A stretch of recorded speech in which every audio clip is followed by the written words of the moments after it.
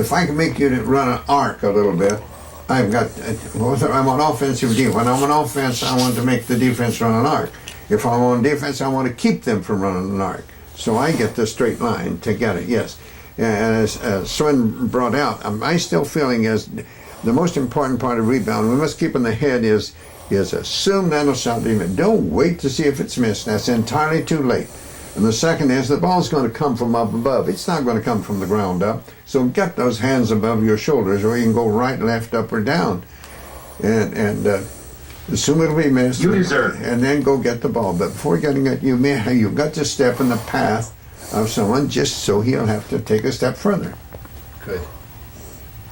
Sven was one of the best at that. Just though he led the league in rebounding in the NBA. And a few years ago, I don't know, Sven could probably answer this, you held the rebound record for most rebounds per minute. One of the statistics, is that still in the... I'm eighth all time. Mm-hmm. And I have the record for the number of defensive rebounds and a half. Mm-hmm. Mm-hmm. And you know, it's like you said, it's so simple. It's about getting the basketball. It's the mindset that the shot is going to be missed, and I'm going to go get it. And if I can if I can get the advantage, I already have the advantage being inside. And I'm just going to step towards you and make you either stop and not go, or make you go around a little bit. But I'm going to go get that basketball, you know. And you're just playing the odds. Now, I think there are exceptions to that. If you're a small man who's 6 foot assigned to a 6'4" player who's a very good rebounder, your special assignment might be to block him out and to hold him. I think probably Kenny Heights guarded Elvin Hayes, right? And I'm sure that Kenny wasn't going to the rebound. He was probably holding Elvin out. Well, right? There's always exceptions, of course. Right. We have to think what's been best in the overall. Mm-hmm. I think... I had a point that I was going to make there, so I slipped my mind. About going to the basketball or making the guy go around you. Yeah, that's very important. Yeah, it's sort of slipping me up. But the nuance that you added, Swen, was that you're going to assume the ball's missed, but you're watching the shooter. When you say you're going to move toward the offensive rebounder, because you must have an eye on the shooter. That's what I want. I want the ball. So you're looking at the shooter, and when you see the ball's going to start to go up, as soon as he raises, you move toward the offensive rebounder you're responsible for. Well, as soon as he goes up for the shot, I know he's going to shoot. I'm going to find my man quickly. Just go like that. Just find him and make him go that way or that way. Sometimes they don't go at all. And you can't hold him as much as you can in the pros. Right. Just touch him.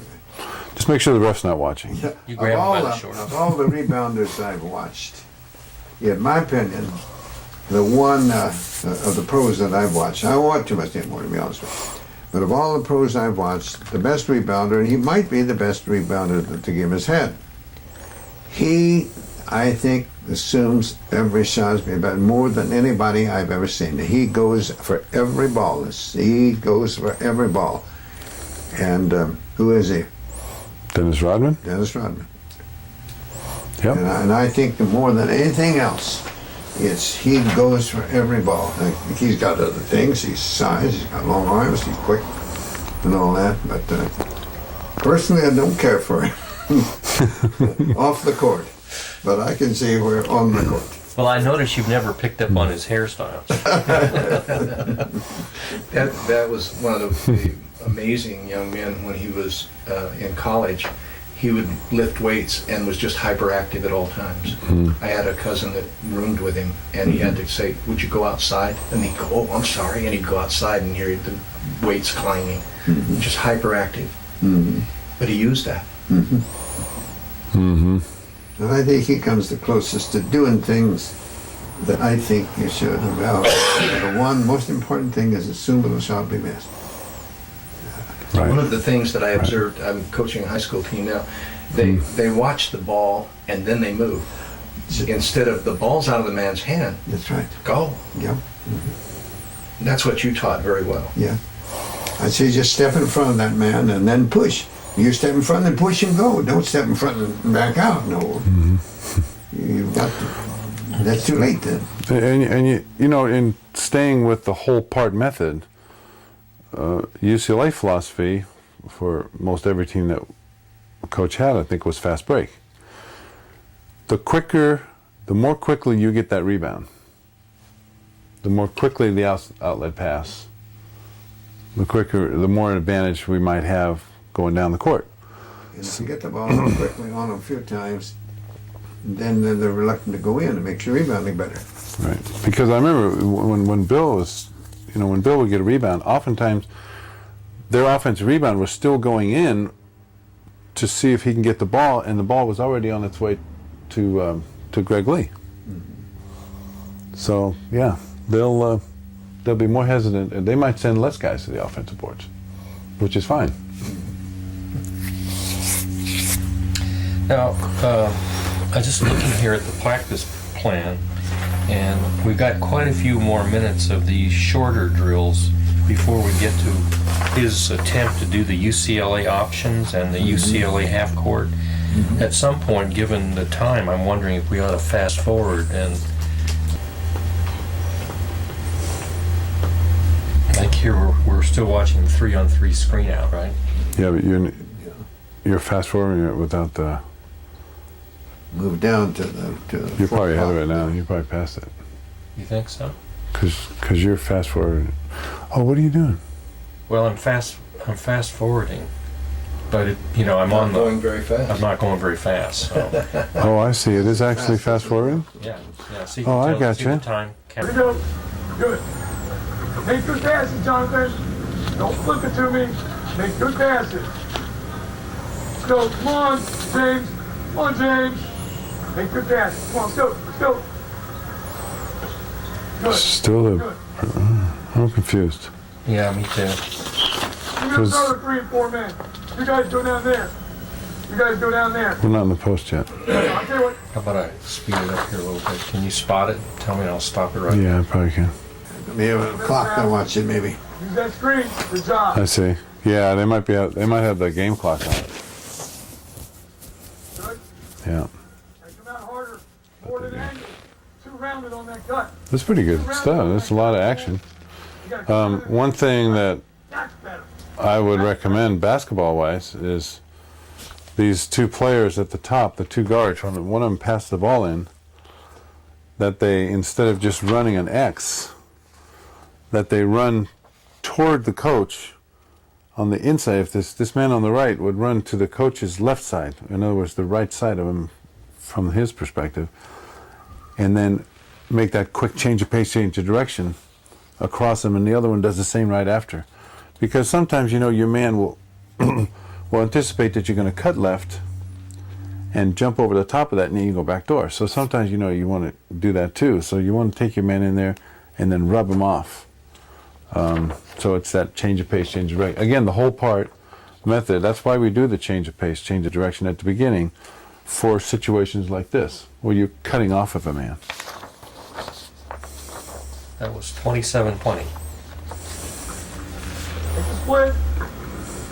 He does a lot of fundamentals. Come out at an angle. Good. Don't round your cut. Don't round it. Hold the ball. Hold the ball. Time's up. Post. Okay. Keep drilled. Yeah, 3 teams. Hurry! Don't walk! Don't walk! Let's go! He's here. Okay, here we go. How tall is Hank? 5'9", something like that. His 5'10". plays are not much bigger than he is.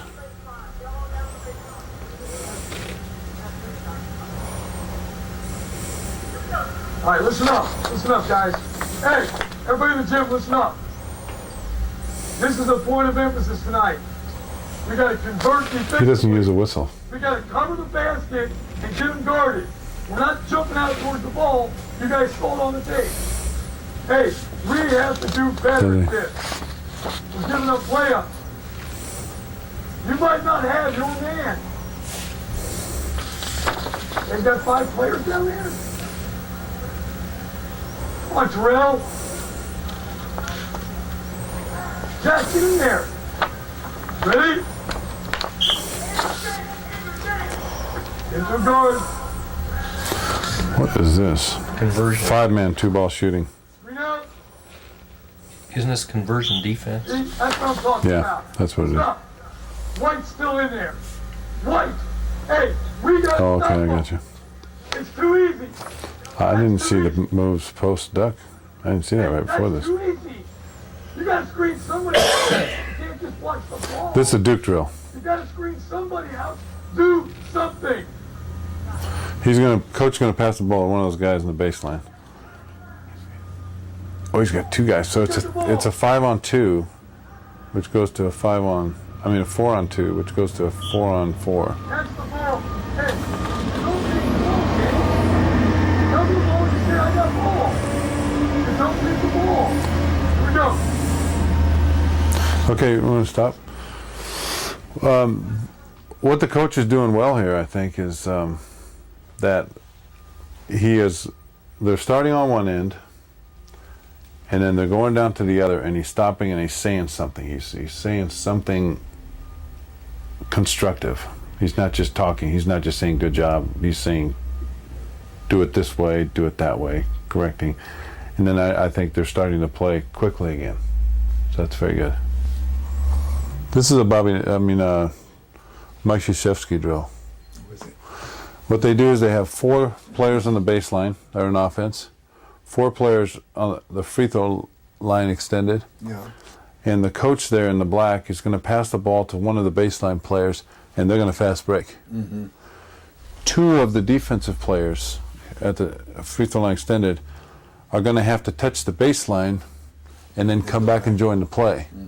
So it'd be a 4-on-2, which ends up being a 4-on-4. Okay. 29-48.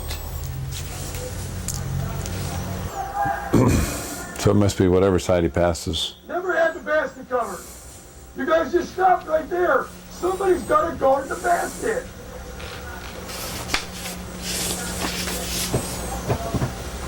So we can fast forward this, I think.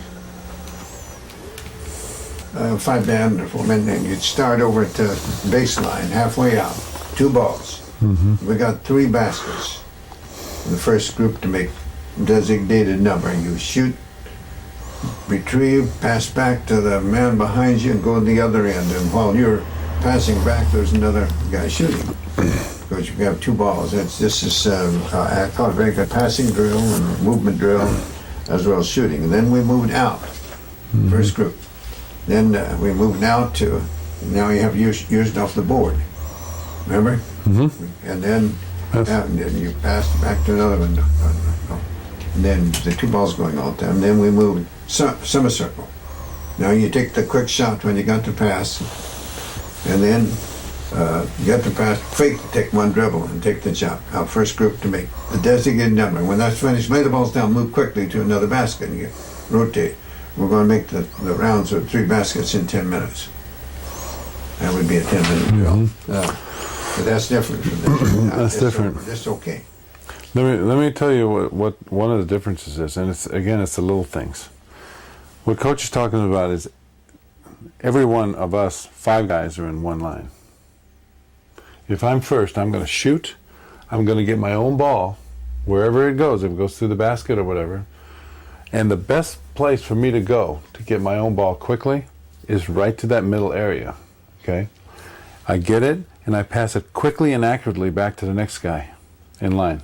No, not the next guy on the line has the ball. He's shooting. Right, and he's shooting the next guy who doesn't have a ball. Yeah. So Then you go to the other side of the floor. then I go to the other side of the floor. And then we just keep going back and forth until we make 15. Usually it was 15. Usually 15. Okay? And then we'd say 15 and we win. Well, in order to win, you have to do everything quickly, but you have to make your shots. So we learned that And every you can go pass too must be fast. accurate. If you, down here, Yeah. it takes them longer. It's up here, it takes them longer. We're working on that accuracy to passing at the right place. Yep. Yeah, we figured out quickly that if you hit a man in the right place, then he's more likely to make the shot. It increases the percentage. And the quicker you get the ball, the quicker the man who doesn't have it gets it, you get more shots up. The more shots you get up, and the better the shots are, the more likely you are to win, and we all wanted to win. So another thing in that connection with that, at the one round, we're getting a baseline from each side, and halfway out with a board from each side, and halfway out with a semicircle.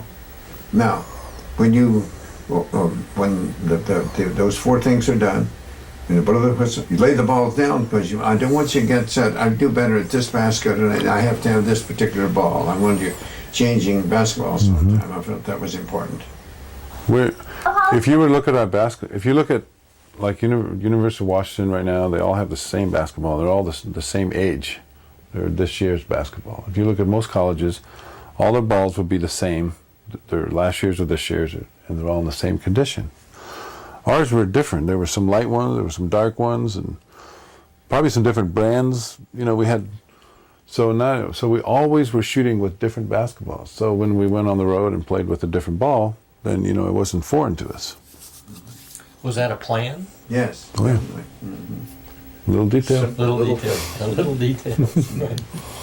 But somebody pulled something on us once. Was it Notre Dame or something? They had a light ball. Was it Oregon? You remember that? Yeah. They came out with this weird ball that they've been practicing with. Yeah, you come out with one that they won't be properly inflated too. You'll get sometimes they won't have them, or they have them overinflated. They're not enough, and you're not going to get the normal balance. Different coaches have to do certain things like that. You would never do that. Swen, you said that you did this drill and the first to 15 won. What did you win? Pride. What did he win? Pride. Yeah, We're going to make it. We're going to have 3 different baskets of from the 4 different places at 3 different. Well, not there. 4 different each side, and then the barred shot, and then out in front for the straight shot, and out in front with a one dribble, and then you move to the next basket with different basket, different balls. What I was looking for was. Hi, Coach. Steve Bishop calling. I left a message a couple of days. I was just looking for a coach to say, back in. Yeah. nice job, Hi, nice Steve. job. Didn't get it very often. Yeah. When Swen was at Cypress, because Coach At the end of the shooting drill, and that would have been about 35. What Coach was talking about, the shooting drill, and the way it ended up being a conditioning drill as well as a shooting, it was very competitive. You get fatigued. You're concentrating all the time. You want to be at your best. Every pass has to be the right, because you're increasing your chances to win. Those things teachers develop by. I'm sure Coach didn't have that same drill when he first coached, but somewhere along the line he started working and perfecting shooting drills until he found something that made the best use of the time and fit with the philosophy. And so, we spend maybe 10 minutes on it, but we got a lot done in 10 minutes. Okay, so here we start. So as you Oops. as a teacher in a classroom has an activity, let's say it's a math activity, then you take notes during that activity. If you think there's something that you would improve, like needs to be more intense, or I think we can add this to it and get more out of the drill, then you write that down and you apply that the next time. And I think that's what Coach did. Every year he just kept improving, every practice probably just kept improving his plan and each activity until he finished in 75, and he would have kept on improving, I would think. Let me ask you this question, because this is, our studies on teaching and on how to help teachers get better. Here's one of the questions that is up for discussion right now in our lab. If a teacher plans a good lesson and is teaching the lesson, and it's going along okay, but then at some point discovers that some of the students don't understand something, should they deviate from their lesson plan and spend 10 minutes or whatever it takes to deal with that, Or should they continue the lesson plan and then come back tomorrow or a later lesson to respond to this problem? Because My this is feeling very is similar. you do not deviate from the lesson plan you made for that day. You made that lesson plan. You thought that over carefully. I know, for example, it took more time for me and my assistants to plan our practice plan for one day than it would for the length of that practice time. And if something's wrong, no. If I cut something out, that means I've got to add something extra or something. If I take too long, I've got to cut something out. No, I wanted it to stay. Now, an individual, I might keep, say in English, I might keep somebody after class for a moment to go over things. For an individual, but not for the whole class who's not having a problem with that particular thing.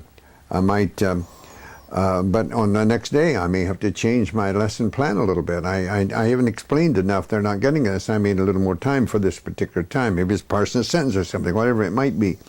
I need a little more time. But I learned through experience that I need more time here than that. But at the time I planned the practice, well, I think this is right. But then when they're conducting the practice, I'm not going to deviate from them. I'm not going to extend one drill longer or one drill shorter, nor am I going to. I'm going to close on time. The many things I learned, and I hope I was always learning, was that it's just as important to stop on time as it is to start on time. And long before I came to UCLA, I had come to that conclusion. I think I improved drills. I didn't have the 3-on-2 conditioning drill. I think it's the best drill I ever had. Didn't have that when I came to UCLA, but that came up, and there were other drills and certain changes on drills as time went by. That at one time I thought was pretty good, and then I found some I thought, well, this is a little better. Maybe I'm being able to teach more things. One thing I tried to keep, and as far as basketball was concerned, I wanted almost every drill, regardless of what it might be a conditioning drill. I did not run the players laps. I did not. I didn't believe in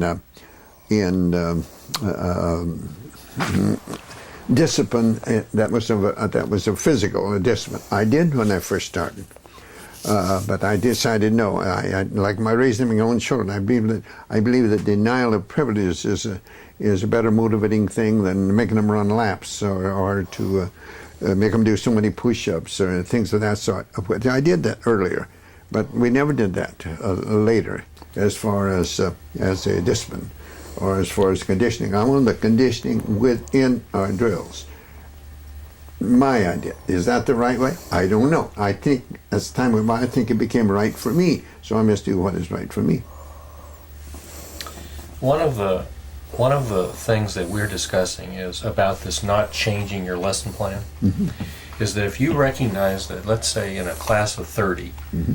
7 students don't understand something, and you not only waste the time of the others who do, perhaps, but the other thing is if you, on the fly, in the middle of a lesson, try to teach something you haven't planned for, you may make it worse, or mm-hmm. you may not actually help those students in an efficient way because mm-hmm. you haven't thought, well, what's the best way?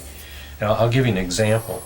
We have a videotape of a math lesson in which it's a fractions lesson, and the teacher realizes that this group of students is struggling because they don't really understand what equals mean. They think equal means the same as or identical, when in this case, of course, equal has to do with a shape, mm-hmm. not 3 and 3. It's equal shape or equal mm-hmm. area. Mm-hmm. And so the question is, well, should you stop and try to make up on the spot a little mini lesson for that? Or should you just say, well, I better come back tomorrow? And that's the context of this discussion, because very often it seems when the teacher makes up something on the spot, they may do more harm than good. Yeah, I certainly would agree with that. I think that's true. I believe in sticking with your lesson plan for the day. 100%. I always try to say, never say never. There might be some instances, but for the most part, I try to get the individuals that are having trouble.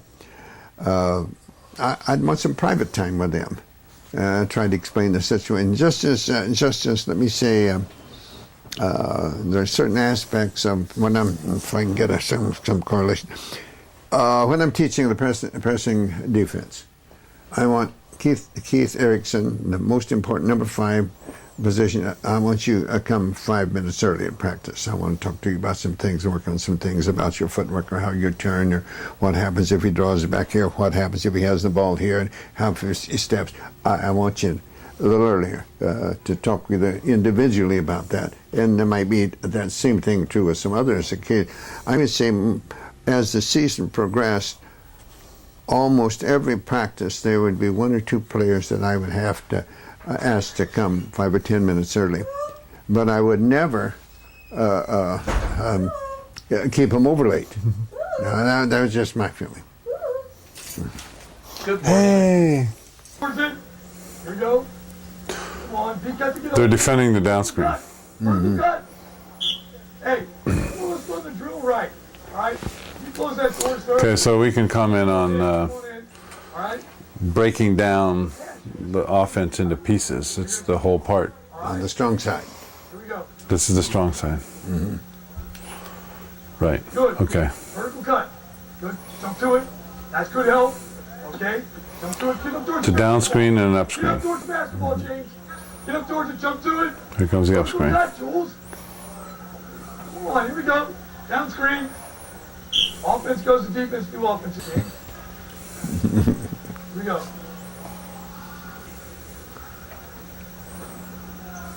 Good. Up screen. Jump to it, Jules. See the ball. Okay, can we stop that? So that coach said it was a good point. His point was he wants it more game-like, because this is game-like. This is actually part of their defense. They are now working on defending a down screen followed by an immediate up screen, which is very difficult on the strong side. So he's trying to get them to, and it's possible that their next opponent is going to do this. That's why they're practicing it. That's possible. So he's trying to get them the intensity up so that it'll be more game-like and it'll be more prepared for the basketball game. Okay, that was 36-46. Come on, Jules. Just let me know when you want Too me easy. to. That's too go to easy. the next You got caught. Yeah, we could probably go there. Are you okay with this? Hey. Yeah. Okay. There's various kinds of screens. Do the same thing on the other side of the court, didn't he? Right. It should. And eventually, when you get 5 on 5, you're bringing in the weak Okay, side. then stop it now. You know what we're doing? Right. Coach, everybody get in the shell spot. What she's doing right now, he's doing a shell drill, which is positioning and footwork as a team, No shooting. no shooting. 40-40. All right, ready to deny everything. Here we go. I got the blue team, Coach. I'm counting them. 1. Yeah, you're trying to coach up the whites. Jump to it. 2. 3. No dribbles. There's no dribbles in this drill. We got 3. Blue's got 3. White's got the ball. Coach, I got the blues. You got the whites. So many of the fundamentals that were worked on early in practice are being applied right here. You got jump stops and pivots, you got V-cuts, change of pace, change of direction, passing. 41-05. There's a pivot. Deny it. Deny it. There's a bro. pivot. Come on. Deny it. Come on. Come on, Rob. Come on, deny. Jump to it. Deny. 3. I believe in the whole part method very much. That when you break the little parts down, now you're bringing them all together and trying to emphasize the individual things that you've worked on a little bit before. Whose stomach was that? Spots. Was that your? Are you guilty? You just gotta get on. Her stomach is like. Whoa. We need to go again. Was that okay? No, it's Susan's. Okay, shall I fast forward to the next? Got to get more tape. It's amazing that he hasn't called this morning. Amazing what? That Oh, Bill hasn't called yet? Make a good decision. Good. Good. Play. Play. Get back, John. Tip it. John, tip it. Tip it from behind. 4 on 3. Fill those lanes. Somebody get to the basket. Somebody get to the basket. Catch it, Brad. Good. Okay, can we comment here? Okay, this particular activity, which is pretty much self-explanatory, and also the 3-on-2 conditioner. One of the things I remember Coach saying is when you start going full speed like that, a lot of mistakes are going to be made at first because you're picking up the pace and the intensity, and you don't react. You don't learn to react very well at first. So we have a lot of turnovers at the beginning of the season on the 3-on-2 conditioner, which Coach was patient with for a while. But as like almost every day, we saw improvement. And speaking from my point of view, if I make a mistake on one pass, then the next day I'm going to remember that. I don't want to do that again. And that was kind of the atmosphere, was just constant improvement and perfection. So when you teach fundamentals and then you put them together into activities such as this and the 3-on-2 conditioner, when the pace is picked up and the intensity and the defense is there, you can expect for the players to make errors, but that's okay, because the errors, if you keep the intensity up and keep increasing the speed and keep working on the fundamentals, then I think that the errors will decrease and they'll be able to play then at full speed, with very few errors. The team with the most turnovers in a game, I don't know what the statistics are, but they often win the game. Say that again. If the team with the most turnovers often wins the game, if that team is the aggressor. Oh, okay. It goes down to, my college coach made the statement, the team that makes the most mistakes will probably come out on top, other things being equal. He wanted the mistakes to be mistakes of commission, not omission. And he said the doer makes mistakes. Now you make too many, you're not going to be in there very long. But never to be worrying about the mistakes, unless it gets to the point where it's going to be too much. And certainly that's hard to understand at first. A lot of people, and I've used that and spoken about that at various coaching clinics when I spoke, that my coach felt that, but you have to explain. And he used the fast break. In the fast break, you're going to have a few more mistakes, probably, than you're going to have in the ball control style. But it's sort of like, assume you're getting a good percentage, you're getting 70%. If you get 70 shots, and your percentage might not be as good if you get only 50 shots, but your total is going to be more. Mm-hmm. Okay, here we go. Let's go, score. Finish. Well, that was 47. 5 on 4. Talk defensively. So he's really speeding him up here. He's Defensively. trying to get him to be at game speed, and they will make errors. Who's got the ball? But it'll be errors like, In the stands. 3 out. I wasn't there. It was, 5 on 5. Go. oh yeah. Go. That's the way to throw it in. Reverse it. Reverse it. Good job. Good. Yellow's in. What? Blue's Yeah. out. We can probably fast forward that one. He's going to run the same drill again.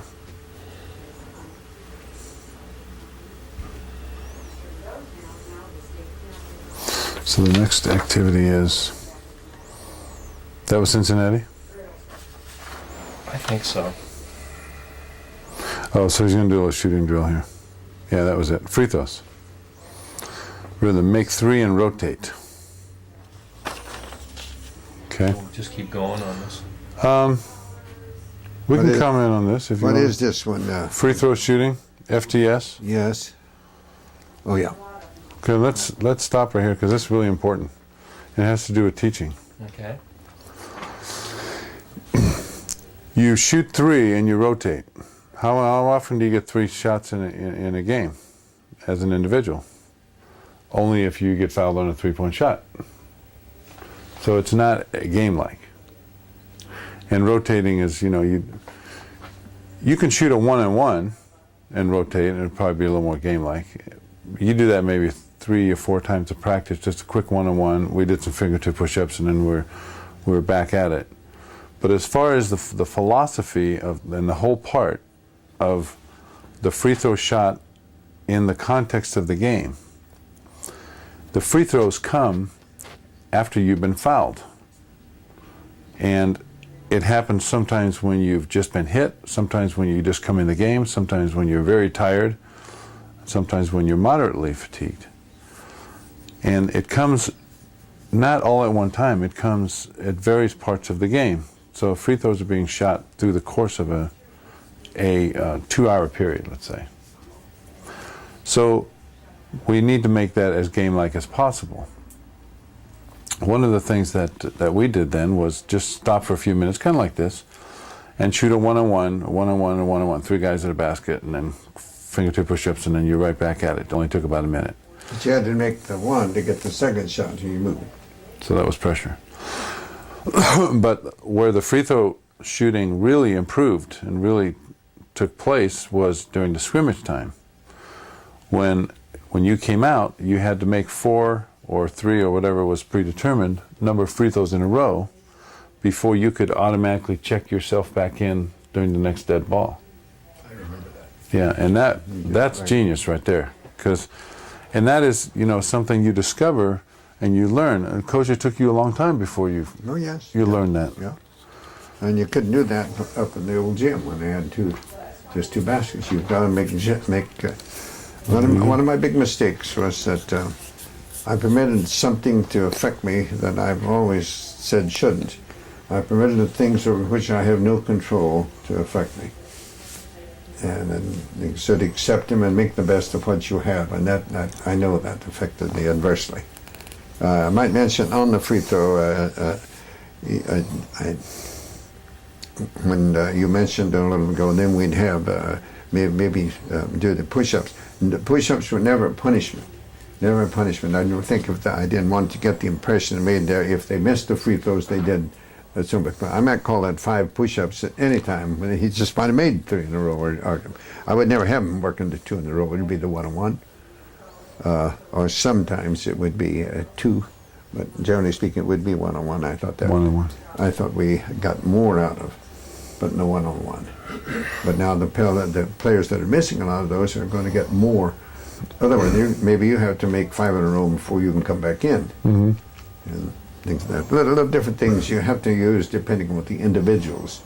They're a little different, and I don't think that there's any different than there would be teaching various things in class. And certain individuals are going to have to do more of one thing than another, and yet there's something that they're all going to have to do.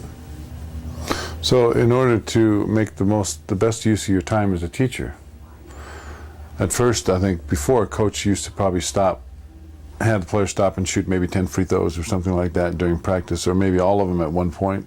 Different things. But he learned that if it's incorporated into the scrimmage mostly, or a quick, a minute here, a minute there, they're shooting game-like free throws because it's happening throughout the course of the 2 hours, and at different fatigue levels. And now that time that would be spent on all that free throw shooting, which may be a total of 10 minutes of practice or more, is used in better ways, more, to teach the offense or the defense. So, and you continue to improve that way as the years go on. You have to. Okay, so shall we go to the next drill? Yeah. That was 15, and then 6 must be a typo. 6 shell, drill, red, movement in shell. Yeah. So how about this one here? Oh man, he's got 6 defenders. This is something new. 6 on 6 shell.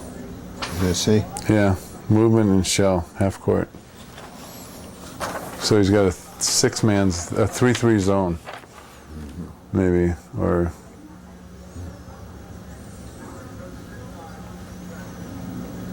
I wonder if it's 5 defenders and 6 offensive players. So I think Now, I'm assuming that in the past, these players all know exactly what, and he wouldn't be having to explain it to them. It just, you go to that, they go immediately to it and He's get going. running. First time you've got to explain it You all. don't have to just run. You flash up in there. All right? Okay? I think there's 6 offensive players out there. Last play. Is there? No, on the perimeter. Yes, It's Is the guy in the corner one of them? 6 and 6. positional. Ready? Play. 6 and 6, I It's think. 6 on 6? 1, 2, 3, 4, 5, Yeah, 6. we're underscoring 6 both. defenders. Yeah. I don't Yeah, understand I this think one. it's 6 on 6. Hold on. I don't want you to steal it right now. You guys got to understand, you got to get your hand in the passing lane. All you guys are so far off the line of He's trying to basketball. teach, I believe, some particular aspect. I can't see it. Hey, quiet, guys. I Up can't there. see a 6 on 6 at any time, but they Here we go. must Play. be pointing some certain thing. What would that to- accomplish? Make it more difficult to pass? Maybe. Go to it. Good. Get in the stance. Somebody has a very good zone. Good. All right, good. Stay in there, okay? See, you should jump to the ball We here. are. When the ball's over there. I don't understand this. No, I know myself. No, I wouldn't like that drill because it's something that's never going to happen, even in teaching some. Whatever is teaching, it seems to me it could be taught with the 5 on 5 rather than 6 on 6, because your spacing is going to be different. There's, so much is on spacing, so much. That was at about 56:30, so this drill goes on. Oh, wait a minute. I see. Come here. That's why you got to pay attention when you're here. I can't imagine you being able to play when you're finally eligible. unless Yeah, you that's know the this stuff. guard rub. Part of the whole battle here. You come He's over. running the guard rub on the Yeah, on the right side. Yeah, I see now. Yeah, you catch it right And I should have them divided, doing this at several different baskets to keep all players occupied, not. there. When you catch This it, is at about you're gonna 1 duck minute in, walk in and 30. duck in. All right, you're looking for the ball. A little bit higher than that. You're going to come up and catch it. You're going to duck in a little bit higher than that. All right? You're standing out there. You're getting the down screen right here. That's the vertical cut. You reverse it. Whatever side you reverse it to, you screen the opposite block. So you'd be screening for Rob there, okay? All right? Let's run that right off. Here we go. Coach, you're going to have to go through them. I got a group. You go ahead and go through them all. Okay? Here we go. Vertical cut. Go. Set the butt screen. Good. Come off. Wow, coach. Top. Look for your brother. Set the butt screen. You Yeah. called it. He has the crossover, at least, and I Triangle inside. Yeah. had him turn the back like I believe in. Safety, safety. Come on, Jules. Don't just nod your head. Yeah. Get there. Safety, safety. Here we go. The way the high post is screening is, you don't see that anymore. Where he turns, because we used to do that, and it is, I think it's a big key to not getting a foul. Well, I slipping. discovered that in high school. On my high post offense, I always had my post. I don't get around very well on this, but my post man. If the cut is made to We have Mike prepared. this side, I'd have him step out. If I made to this side, I'd have him step out. And the tendency is when you're facing it, you'll go a little farther. You'll get called. And we were getting fouls on our postman. So from that, I just decided to have him, the pass made it here, I'd have head fake here, and then just turn my back. Now, I've got the same position, but I don't have the tendency to move to get him. And he's to set his man, try to run his man into me. Now I like that for two reasons. When I changed, who's going to get the advantage of the screen? The cutter. So shouldn't he work for it a little? He shouldn't depend on me having to get his man. He has to run his man into me. And I know when I instituted that, our fouls on the postman, and generally speaking, you can't afford fouls on your postman.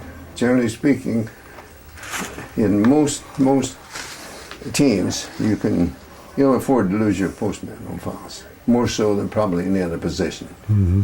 And that was immense help. And I learned that from a player. one time he turned that way. And I thought it was pretty good. And He's also going to the boards. that's right. He's in a better position. And he can make that quick little slip move. Yeah, That's the first option. yeah. He's got down. Because Steve used to do that. If his defensive man, you know, if he gets looking over there, you can be gone. Yeah. And if the wingman is looking, he's Yep. get it to you. Steve Patterson used to get one or two of those Yes, he every did. now and then, right? From a high post man, Yeah, that's cool. I had two. Steve was pretty good at that. The best I ever had it was at Willie Knowles. He was very good at that. But of course, Willie's very dangerous out there on shooting too. He can shoot out there very well. Right. And they're the two. And there was an ideal for my high post offense. There's one ideal player that I saw through the years that I'd rather have to play high post for me than any player I've ever seen in college. Now, would you? Think you've seen him. You know who it is? Jamal. No. No? No, not Jamal. Not high post. No? Not the regular high post. Oh, as far Jamal in as... the high low is very good. It's just the high post offense. Well, I want to say Bill was very good. He's a very good player. He became a very fine pro player. I'm not saying didn't play for me. Willie? Oh, he didn't play for you? No, I'd say he's the person that I had. I think would have made that the greatest high post man for me What era? in the early '60s. Oh, my God. Bill Russell. No. I bet you'll agree. when What I school? tell you that. That gives it away. What league? Ohio State. Huh? Jerry Lucas. Jerry Lucas. Oh, yeah. He'd been perfect. Yeah. Oh, yeah. He'd been perfect. Do you know Right. that one game that we played against Ohio State that he took 20 shots and made 20 baskets? Wow. Kidding. 10 free throws for 10, 10 field goal attempts for 10. Wow. He could hit from out there, and of course he was good going inside. He could go inside and strong. I'd say of all players that I have watched for the high post offense, I'm not saying he's the player that I'd rather have than Rodney, but for playing the high post offense, he'd been perfect. About as good as anybody I'd ever seen. Yeah. High post alone. Who won that game? They did. And you were coaching UCLA? I was. Yeah. Who won the championship that year? We did. Oh, yeah. I was just checking. No, I lied. We didn't win the championship there. Cincinnati won. That's right. Yeah, I was going to say I knew that was Yeah. a big one because Jerry Lucas was Yeah. long gone by '64. Yeah. Right. Because I was in graduate school in Chicago at the time. That was how we got through the cold winters in Chicago. Okay, so here we go. See, There we go. You're gonna walk in, Ron. so shall we go forward now to reviewing the UCLA option? Good. Yeah. Hands up. Go scream for your brother. Good. That's good. That's good. No, that's There you not go. it. Okay? This one's dribble. Anytime we dribble down, you're simply going to go down too, but you're going to go with carry. So if you're a little bit high, you're a little bit low right there. You're a little bit low, by the way. So if I dribble down, as soon as I get here, you're coming across Lamar. You scream. You go scream for Lamar. And Lamar looks to catch it. You guys set a double screen for Rob. That's not a UCLA option. Right in the middle of the paint. No. That's not a UCLA option. Get out of the paint. Set the screen. That's why I don't We used Because- something like that, but it's a little different from what he set it right up. here in the middle of the paint. He comes Because up if the floor. if the guard is dribbling, The guard dribbles toward the forward reverses. The center and the guard who passed the forward screens down for the other forward coming back. right, and the whole side is left open for the reverse pass for that forward, That right? is right. And if he doesn't get it, he passes out to that guard that's out, and he looks for the man coming off of the double screen. Right. And does the forward then come up high? If he reverses, doesn't get it, he comes up to the high post, right? No, he goes on through because the forward that we went down on the other side when when the reverse man didn't get it, when he comes up, then comes the center and the guard down for him. He comes off of them looking for it, and that other forward goes through. If he doesn't get it coming around, he goes in. Then the forward that reversed, he's looking for it on the other side. So we got a double screen for each one. I see. There was just a signal that we should automatically do that if you dribble hard toward the forward. Yeah. Anytime a guard dribbles hard toward the forward, he reverses. If he gets open, you give it to him. If he doesn't, the center has gone down, and when you pass to him, then you cut away after if you made the pass, and then you cut away, and he comes around the double screen, and then if he doesn't get it, he goes down, and he comes through there and got him down. That worked very, very well for us when we had Cunningham and Blackman as forwards. You probably remember that, Tom. Both of those could shoot from outside. Very, very, very good. And Slaughter made a wide pick. Pretty good wide pick. Yes. Yeah, not so much. Have you seen him now? Yes. He must weigh 350 pounds. I worry about himself. That's all right. He can set a double pick by himself, Coach? Yes. Okay, that was about 6:58.7, take 2. All right? We got off of the thing. Here we go. Can't delay, Rob. You can't delay. You just gotta It's go. similar, but we don't have that reverse all the way. No. We can't give him the backdoor pass. No. Pick the pick. Dribble at him again. So he must call this as a play. It's not a read. Go with carry. Double screen. And he'd pass out to the out guard who would have a chance to hit the double screen. All right, that's the way. Don't let the ball bounce. That's right. Don't let it hit the floor. Good job. Okay, this way on the other side. And we had another one set off of the high post that if you passed to the forward and cut outside and didn't get the ball back, you went on down with the center who stayed deep, ended up for that other forward coming off of that. Mm-hmm. And the forward that had the ball, he passes out and cuts high across looking for the ball. And then that other one comes underneath. And that, in all the years, that worked better with Cunningham and Blackman when I had those pair forward. I had some other times that worked pretty good, but they're both the type of player. They were bangers on the board, like, say, Wicks and Rowe. I didn't use that stuff for Wicks and Rowe, but for Blackman and Cunningham, yes. You had a play that you called Kentucky. Yeah. That was very much like that. Yes, that's right. I used that at Christian Heritage. Oh, did you? Yeah. It worked every time. We got that shot on You get that good shot off the baseline there. Yeah. You leaves him in, yeah.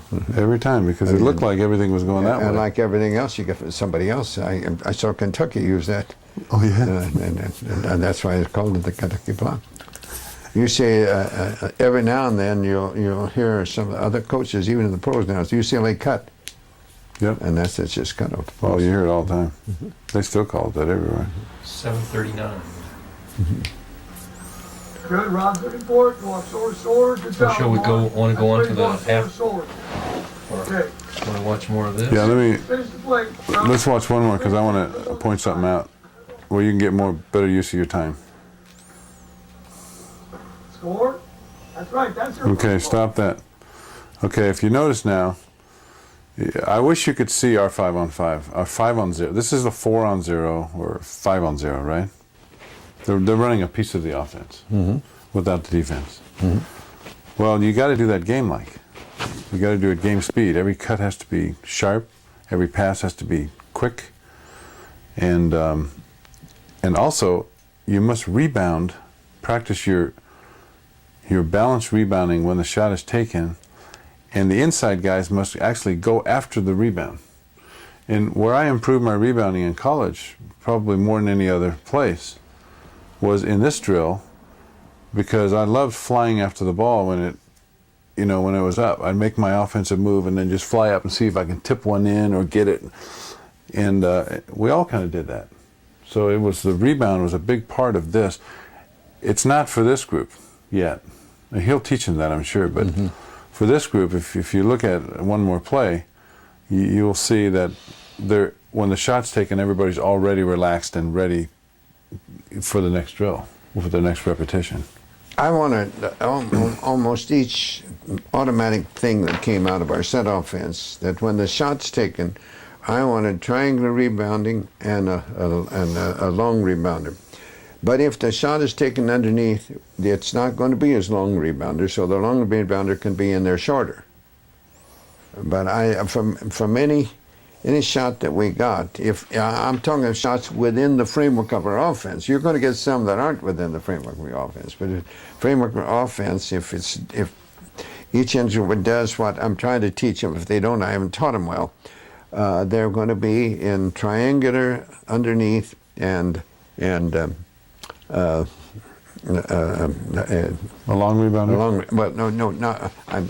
I've got way ahead of myself. With the short shot, no, because you don't need the long round beater on the short shot. You don't get the long bounces. And the man that shot the long rebound, got the short one, he's not going to be in position but he's just got to land and get back in that play as soon as he can. Okay. So underneath shot, we didn't have the triangle, but we missed one rebounder. Okay, that was at 8 minutes, second take. You step out, catch the ball.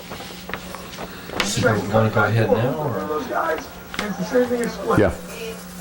Guys are half court. Go continue to do what you're doing. We're going to go half court offense versus defense here. Okay, so this is half-court UCLA offensive live. Okay, can I just say one thing? Yeah. I probably should have said, this was a month after he came out here to visit you. Oh, He was here to visit you on November 6th. yeah. His, I'm going to keep rattling the box, though. And the other guys kind of ready to keep them. Good practice. I gave Rick a little bit of a hard time. I said, man, the rumors are out there that you're a football coach. He goes, that's not so bad. He goes, I used to have a certain time, not maybe necessarily a drill, maybe before practice started, I might have Swan and Bell and the others. Just the ball under the basket, and your hands must never get below your shoulders. You shoot, you get it across, you make it shoot, and back, just back and forth, but your hands never getting down. Remember that? Oh, yeah. Just there alone, just a few times, get 25 or 30 times that. Just learn to keep your hands up when the ball around the basket. It's not going to take over a couple of minutes or so. I want to, because you reminded me of something that's a big difference here.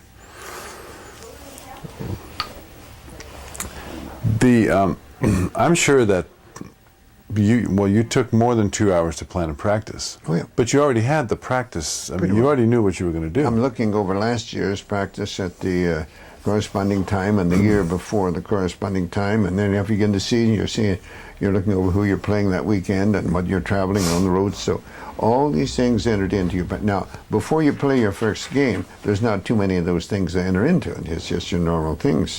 But once you get into the season, then there's going to be a few other things that you have to take into consideration. Okay, I want you to imagine two scenarios, and they both exist. One is a coach who is coaching a practice, he's teaching, and he's teaching the team. Okay, you guys go over here, you cut there. Okay, now I want to see this. Okay, nice job, come off here, and he's teaching the whole thing, right? What Coach Wooden did was he was able to do that, but his major emphasis was on individual play. So I think you were keeping notes mostly on this individual needs more work on this and this. So like in a classroom, you would be walking around from desk to desk and seeing and helping players, making notes about this player needs a little more work on the fraction because I don't think she understands that the relationship between the numerator and the denominator, and this one is getting it, but I think we can take him maybe a little bit further. And so it's an individual. It's a major emphasis on the improvement of the individuals, while you're still teaching the team a concept, and so in preparation for Oregon, a coach might know that Sidney Wicks is going to have an advantage. He's going to have probably a smaller man on him down low. So we're going to work very hard on getting the ball back to Steve and see if we can get it into Sidney underneath Yeah, on the post. duck move. Yeah, on the duck. Okay, and now we anticipate that they're going to double team that. And because we're going to take advantage of that, and Sidney's going to keep scoring. So we have to have a shooter ready on the outside. So we're going to work a little harder on the shooter on that wing because Sidney might pop it back out. And so we're going to have to work with him a little bit. So you see it's individuals, because players make plays. Plays don't make players. Have to be conditioned. Well, Preaching to the choir? Have to know the possibilities of what can take place.